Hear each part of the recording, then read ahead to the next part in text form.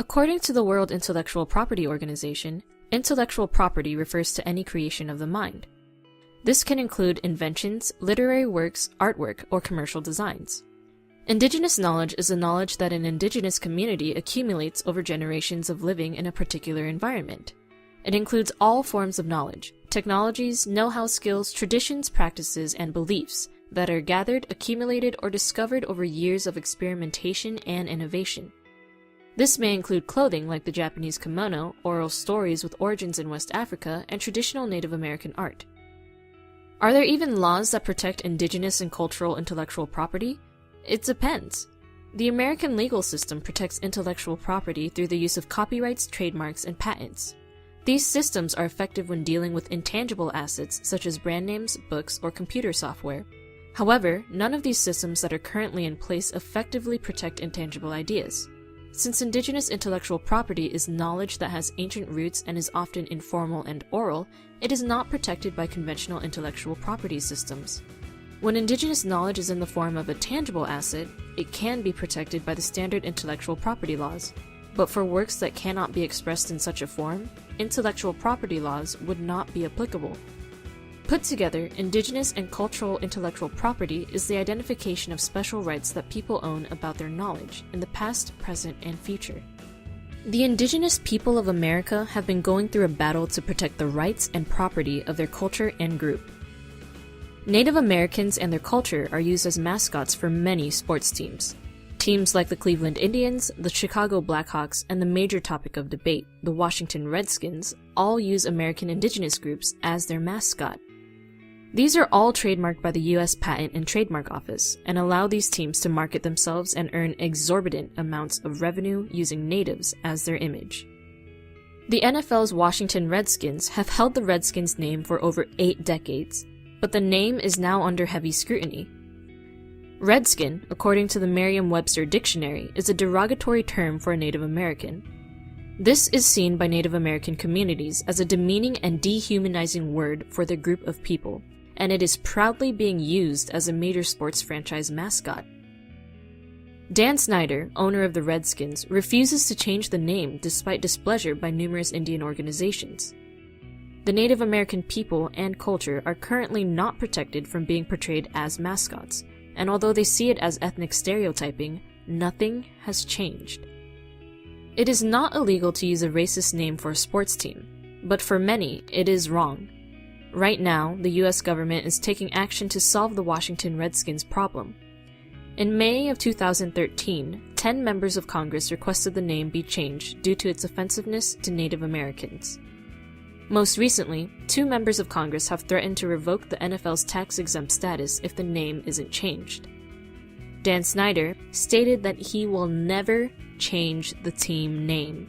From the racial slur of Redskin to the objectification of ethnic minorities, sports teams continue to use the culture, identity, and property of American indigenous groups as their own product.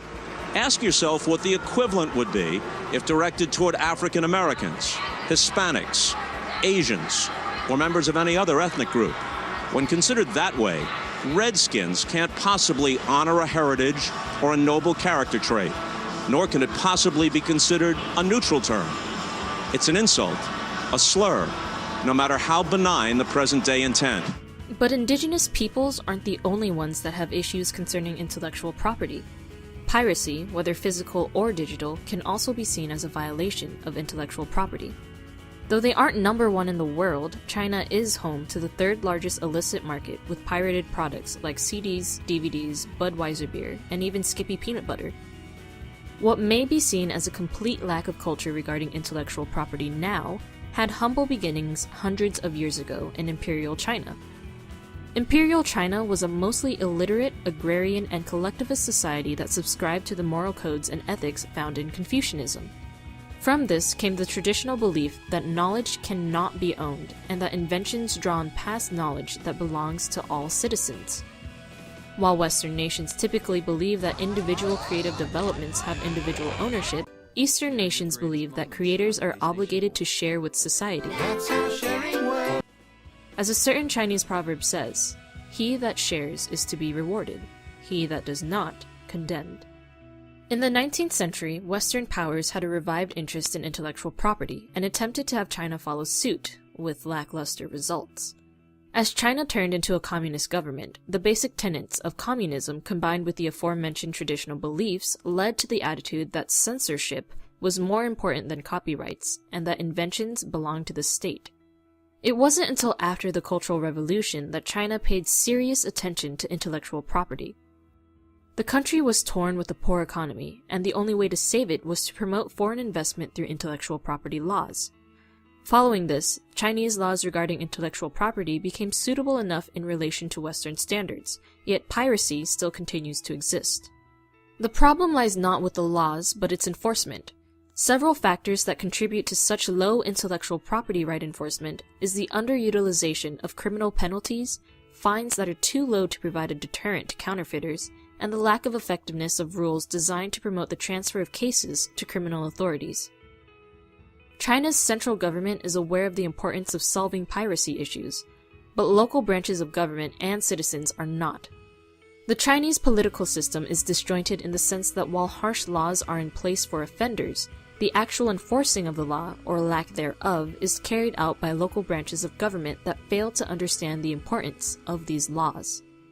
So why should we bother caring about intellectual property? In a general sense, lives are literally at risk. 200,000 to 300,000 Chinese die every year because of counterfeit medicines, and there are many more people worldwide that suffer because of such counterfeit products. For indigenous peoples, it's more than just life or death. It's about respect. Disregarding their culture and ideas in pursuit of monetary gains is disrespectful to not only the people who have held on to those ideas for hundreds of years, but their ancestors before them. Protecting indigenous intellectual property is a matter of principle.